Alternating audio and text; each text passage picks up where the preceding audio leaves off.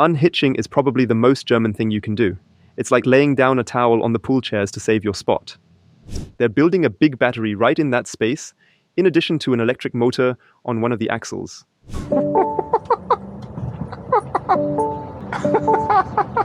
You can see it's already been hit before, but I swear it wasn't me. Eventually, there's that point where everything goes sideways, the charging plan fails, the range runs out, and you're just stranded waiting for your truck to get towed.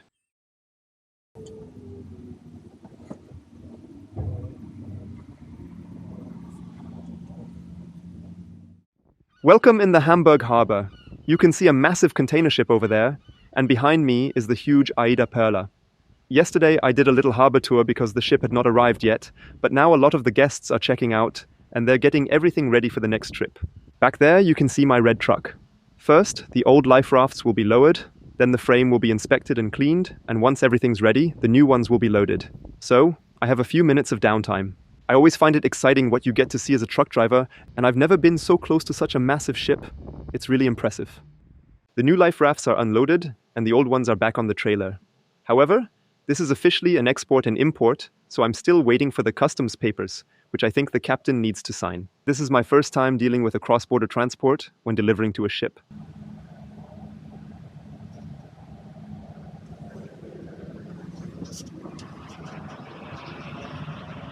I'm still at the terminal where the ship is docked, and I noticed something interesting on my way in.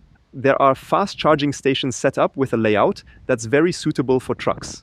There are 3 Alpatronic chargers, but they don't show up on any app, so you probably have to use a credit card. There aren't any dedicated truck parking spots nearby. They're all back where I'm parked right now. These spots here are for cars, and the cars tend to stay here for a long time since the owners are on the ship. So it doesn't make much sense to have fast chargers here.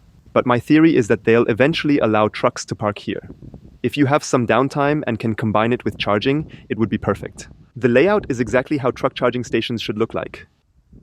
I'm east of Hamburg again, charging up from 80 to 100%, and tomorrow morning, the old life rafts will be unloaded. What I'm already noticing after a few weeks is that once you know where you can charge, driving in certain regions becomes much more relaxing, just like with many truck drivers who know their favorite rest stops. Even in long-distance transport, they know exactly where to park, because they've driven the route before. It's the same with electric trucks. After a while, you just know where to charge, and it takes away the pressure. At first, you have to familiarize yourself with everything, but after that, it becomes routine. Now, I'm going to park the truck, and then it's back to business Monday morning. Moin aus Hamburg. Good morning from Hamburg. My week technically started yesterday on Sunday, but it's Monday now, and I'm already at the customer site, getting unloaded. Thanks so much for the comments, because it turns out what I delivered weren't lifeboats, but life rafts. Lifeboats have a solid structure and are mounted on the ship, while life rafts automatically deploy and are for extreme emergencies. As for today, I'm fully charged and ready to go. It's going to be a pretty chill day tour with a quick charge on the way back. And then I'll have an important appointment in Leer tomorrow. Scania will visit us tomorrow to shoot a promotional video about our experiences with the Scania 40R. They'll be interviewing the fleet owner Mr. Janssen and me to share what I've learned so far as the driver. It's a nice change of pace and I'm looking forward to it. I'm not sure if they're interviewing all Scania customers or if we're special because we push these trucks to their limits. I guess I'll find out tomorrow. I do have a bit of a time crunch though. I've got a return trip to pick up some Weitong bricks and I'll try to unload it today since I'll be busy tomorrow.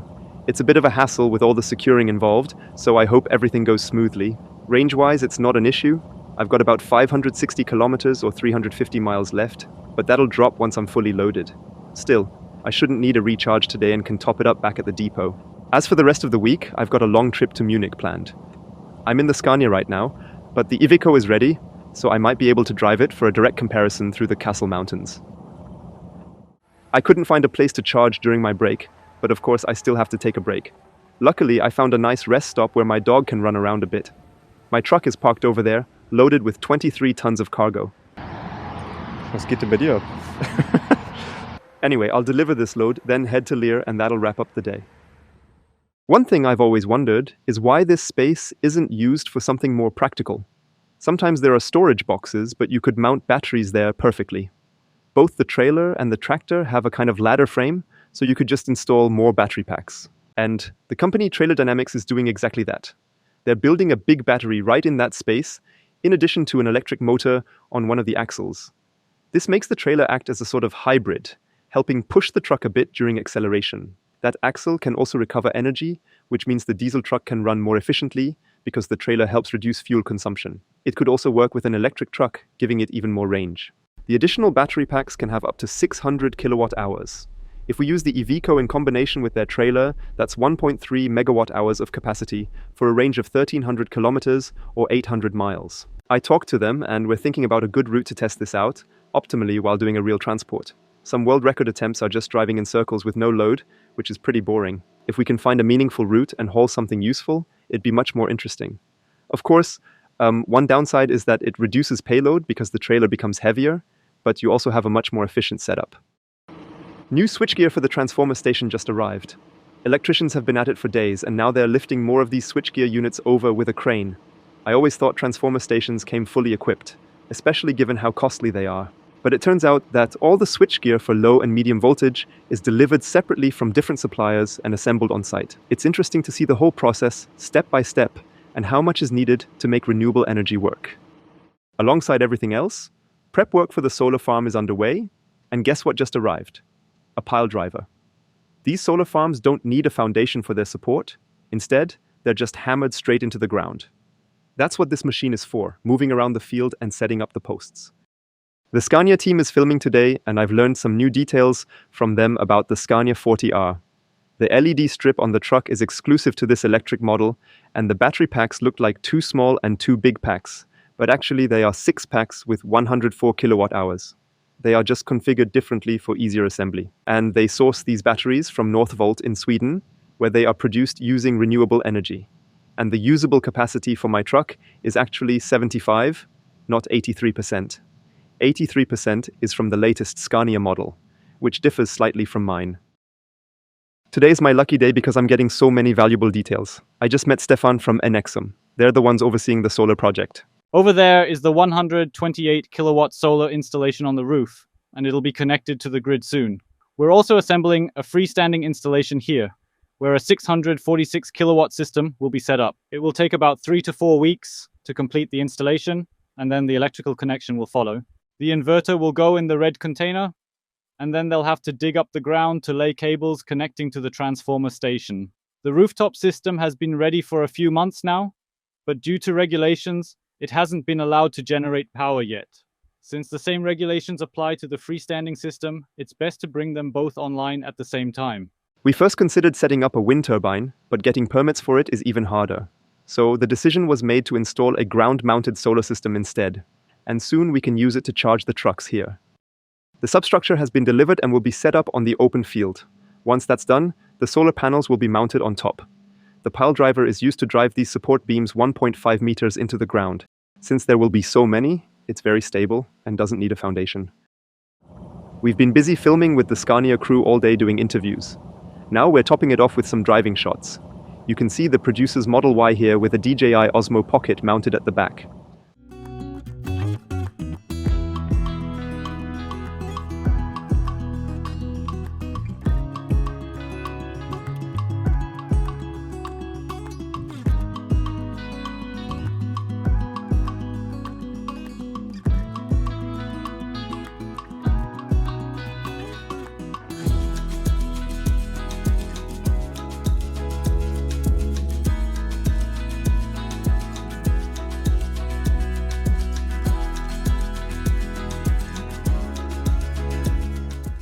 Today I'm picking up a new truck in Hamburg. Since it's best to combine trips, I'm traveling with Heiko today.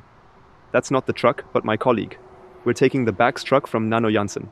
This is the first electric truck in our fleet, and also the smallest. Bax, short for Bergische Achsen, produces axles for trucks, but they decided to develop an electric drive axle and built this truck around it to showcase the technology. The truck has around 100 kilowatt hours installed along the sides in a ladder frame setup, and it might even have some suspension. The chassis and cab come from the Fuso Canter, which is also available as an electric version, so it's more of a converted truck.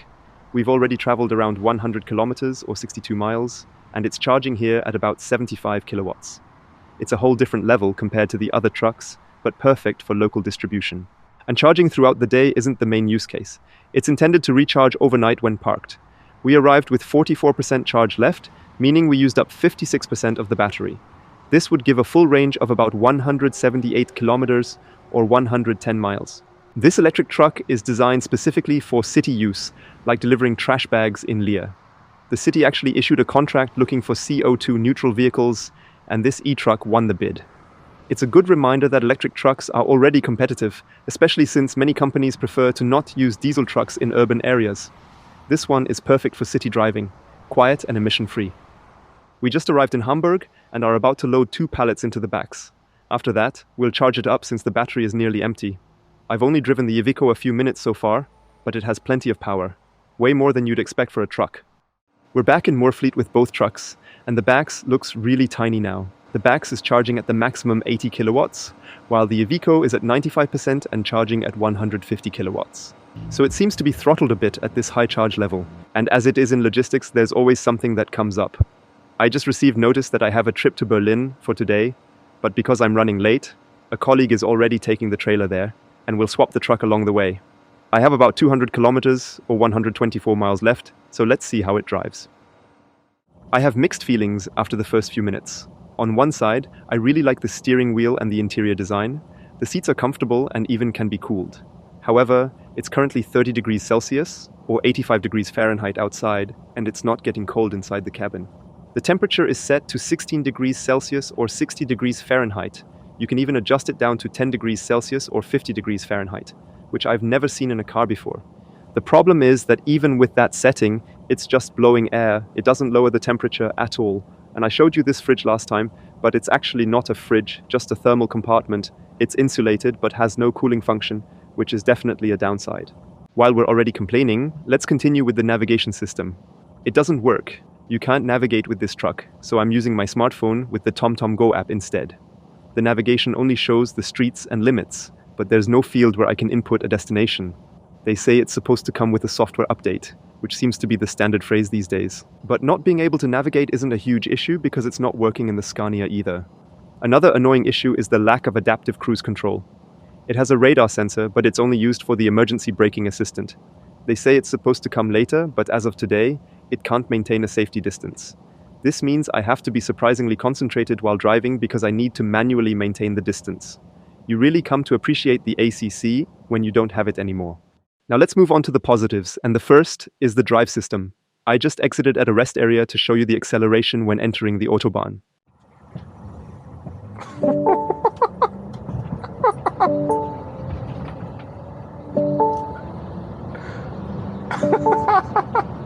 Es ist einfach unglaublich. It's just unbelievable. Es ist viel zu schnell. It's way too fast. And you notice the beeping. It has serious traction issues when it accelerates from the rear axle. I've never experienced anything like this. I've never seen a truck that has this much power. All the trucks I'm driving these days are first-generation electric trucks for long-distance transport. In 10 years, we will look back and laugh at what features were included or what didn't work. So I think it's fantastic what these vehicles can already do. However, there are definitely a few things that I absolutely don't understand. For example, it has a battery menu at the top showing the charge level at 91% and the current range, which adjusts a bit as it recalculates. It also has a trip computer, but it doesn't show the kilowatt hours consumed over distance, which is a very important piece of information for electric vehicles. And here's the crazy thing. If I reset this trip ABC, it doesn't go to 0, but takes the current mileage. I can only set points and then calculate how far I've driven myself, but with that information, I can't do anything if I can't even see the consumption. Who wrote this code and thought, let's do it this way? Der beschleunigt 60. The acceleration is incredible. I already hit 60 just like that. It's unbelievable how much power it puts on the rear axle.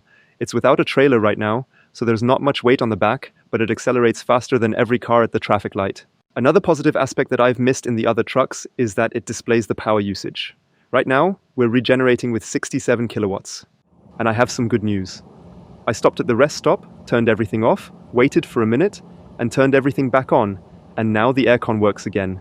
Now I'm feeling a lot better, and my dog too. Those last 2 hours in here were really tough, and you realize how essential air conditioning is nowadays. It's only 30 degrees Celsius or 85 degrees Fahrenheit, which isn't even that hot. These initial startup issues can happen with any vehicle, and it will take time to see how this one performs overall. But for now, I'm feeling a lot more relaxed because that's a basic function that every truck needs to have. I just met with Marvin to swap trucks. He is now taking the Iveco back to Leer, and I get to continue the tour in the Scania. The trailer is already fully loaded with plants. The Iveco is also heading to the workshop because the fifth wheel needs some adjustments to transport larger trailers. So, einen schönen guten Morgen. It's 4:30 a.m. and I'm starting my day with a quick pre-departure check. Yesterday was an incredibly long day, and after swapping trucks, I didn't drive on but went to sleep right away. Now I'm heading towards Berlin. It's still early, so for the first time I get to see how cool the electric Scania looks with the light bar on top. It's currently at 88%, and I'll make one stop to charge later at a small Aral Pulse charging station. Now that it's a bit darker, I can show you the night mode. This way you can drive much more focused at night. One detail I noticed is that Volvo has a display that doesn't reflect at all. So even at an angle you can barely read it, but with the Scania it reflects in the side mirror. Maybe that's why they implemented the night mode. Not for reducing eye strain, but so you can view the side mirror at night without being blinded by the displays. Still, I think it's a cool feature. My first car, a Citroën C4, had the same thing, and I loved driving at night with it. I completed the first leg of my trip to Berlin and was able to expand my charging map. I found a nice Aral Pulse charging location just south of Wolfsburg. It's officially not a truck stop, but it's a spacious car charging spot that works really well, and in theory, 4 trucks could charge here. I'm fully loaded with plants, so the weight is only about 6 tons. And on flat terrain, the truck is incredibly efficient, using only 0.88 kilowatt hours per kilometer or 1.41 per mile. I'm taking my 45-minute break here, and after charging, I'll have enough battery for both drop-off points. Now I'm going to grab a coffee and brush my teeth. Honestly, you get used to the charging routine pretty quickly, and it's working surprisingly well. I'm about to show you the ultimate life hack. When I'm away from the truck during my break, someone could come along, and even though there are other stalls free, plug into my charger. This would split my charging power with them, and in the worst case, delay my entire day because I would need to charge again later. But here's an insider tip to lock the left charging point, so that the full power always stays on the right one. Hold down all 4 buttons for 5 seconds. Select the charger you want to lock, then unplug the connector and hold down any of the small balls that work as magnetic connectors for 5 seconds. Then, take a padlock and hang it right here at the top. Und dann kann da keiner mehr laden. And now, nobody can charge there anymore. I'm not sure if any steps can be skipped, but in this order it definitely works. Now, of course, this is a joke. I won't actually be using it. I'd rather use a sign that says power will be shared if both chargers are in use. If all other spots are occupied, give me a call. It's not about blocking chargers, it's more about preventing unintended load sharing. Hopefully I'm not giving any one of you bad ideas, but at least as an electric trucker, now you're prepared for anything. I'm now in Berlin at a garden center, and as you can see, the truck is packed with plants and fruit trees. This time the weight is not the limiting factor, but the volume inside the trailer. These kinds of loads are as common as heavy transports. And in this case, using an electric truck makes even more sense because it is more efficient for lighter loads. This is what you look like after unloading during the summer heat. I'm exhausted and completely drenched in sweat. I've just been to the second unloading point and they first sent me to the wrong spot. Then there was no way to turn around and I had to reverse onto a busy road. And then I had to park across a one-way street because there was no other option. Just as I opened the trailer for unloading, a car needed to get out, which is always stressful because there's not much you can do. You feel sorry, you apologize, but you just have to calmly do your job since there's nowhere else to park. You need a thick skin for these moments and can't let the traffic or pressure get to you. Just get the job done and get out as fast as possible. I'm now at 27% battery, but I think I've got the perfect charging stop near a rest area where I can leave the trailer. My next load is scheduled for tomorrow at 8 a.m., and it's not even 4 p.m. now. There's also a Fastned charging station, but I've had my issues with Fastned. I tried setting up a company account, but they required a phone number that wasn't already associated with an account. They just don't understand that someone might need a personal and a business account.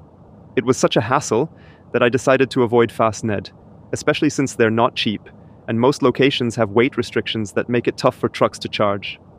When you think about it, unhitching is probably the most German thing you can do. It's like laying down a towel on the pool chairs to save your spot. So, by unhitching, I'm basically securing my spot for when I come back later. I've had times before after charging when the parking lot was so full that I couldn't find a spot. Unhitching solves that problem. Not that it's an issue here, there's tons of space, and over there are plenty of solar panels. I have no idea what kind of kilowatt peak this solar park can hit, but I'm sure it would be enough for my truck. Looks like I celebrated too early. I'm now at the Ionity charging park, but there's a height restriction that I didn't know about. You can see it's already been hit before, but I swear it wasn't me. It's such a shame. They have a roof over the back chargers, but the front ones could have been left open. This height restriction really didn't need to be here. But every sign tells a story, probably for a good reason. I'm glad that I'm not on a tight schedule right now. I drove through this industrial area to this Fastned charging station because I thought I'd give Fastned another chance. I deleted my personal account to set up a business one, but when I tried to log in, it just kept loading endlessly. I even used the company phone number, but still no luck. Most Fastned stations may look modern, but just aren't set up for trucks. There's no space to drive around for trucks, and there are no trucks signs everywhere. Fastned seems pretty firm on not wanting money from truckers, so I'm officially removing them from my charging map. Other providers are way more truck-friendly. Now I just need to get out of here without bumping into anything and find another charging station. Hopefully, I'll have enough battery left to find one. Eventually, there's that point where everything goes sideways, the charging plan fails, the range runs out, and you're just stranded waiting for your truck to get towed. But today is not that day. I found a Shell charging park with a 300 and 150 kilowatt charger. And a good rule for all electric truckers is, always go for the thickest cable. I also have a little tip for newbies. People often say there's a mess of different plugs, but that's actually not true anymore. In Europe, we've standardized to the CCS plug, which is required on all new cars, though you'll occasionally see an old CHAdeMO plug, the former fast charging standard, in Asia. But basically, if the plug doesn't fit, it just won't work, which makes electric charging super easy, even for beginners. Anyway, I got here with 10% battery left, and I'll stay here overnight since it's a pretty nice truck stop. And while I hate to admit it, oil giants like Shell and Aral have the ideal setups for truck charging parks. They've got the space, and all the infrastructure is already built for trucks. Other providers like Fastned and ENBW just aren't truck-friendly. I'm at the loading site with a few minutes to spare, so I'll fill you in on some technical details Scania shared with me. First, about the powertrain. There's a rear axle differential connected to a drive shaft running forward to a 6-speed gearbox. And instead of one motor, there are actually 3 electric motors working in sequence to power this Scania. What's interesting is that the 45R and the 40R have the same powertrain components. Same electric motors, same gearbox. The only difference is in the software settings. I mentioned in the last video that I thought the truck could regenerate with 400 kilowatts, but actually it's 600 kilowatts. This suggests that the motor is even more powerful, but limited through the software. And another interesting point is the new EU regulations for aerodynamics, which allow trucks to be up to 90 centimeters longer for aerodynamic improvements. A prime example of this is the DAF X G+, designed with these new norms in mind, giving it a longer wheelbase to fit more battery space. Scania didn't want to develop a new truck cabin, so they simply extended the chin a bit. It's not really aerodynamic, but it's enough to meet the new regulations for electric trucks. I'm back in Leer. I drove a bit more than 430 kilometers or 270 miles today, and there's still 23% battery left. I had an energy consumption of 0.78 kilowatt hours per kilometer or 1.26 per mile. Conditions were optimal since the load was bulky but light. With the data from today's trip, we're looking at a total range of around 558 kilometers or 346 miles, which is more than enough for most days. Plus, during my 45-minute break, I didn't even bother charging, but could have easily topped up if needed. My week is almost done, and a lot of trucks are arriving since it's Friday. I've now thoroughly tested the Scania, covering nearly 7,000 kilometers or 4,300 miles over the past few weeks, and I'll be switching over to the Iveco next week. Its specs are promising, so let's see if that holds up in real-life use. For my last stop this week, I'm in Emden, where Nano Janssen's in-house workshop is located. With 70 semis and just as many trailers, there's always something to repair. The foiling guy was here, so now it properly shows Nano Janssen on the front and the electric logo on the side. The main task was lowering the fifth wheel and moving it slightly back, putting it right over the drive axle, which gives more clearance for some trailers. Alright, the co-pilot's ready, and I'm heading back to Leer now. With that, my week is finally over. Have a great weekend, and see you next time.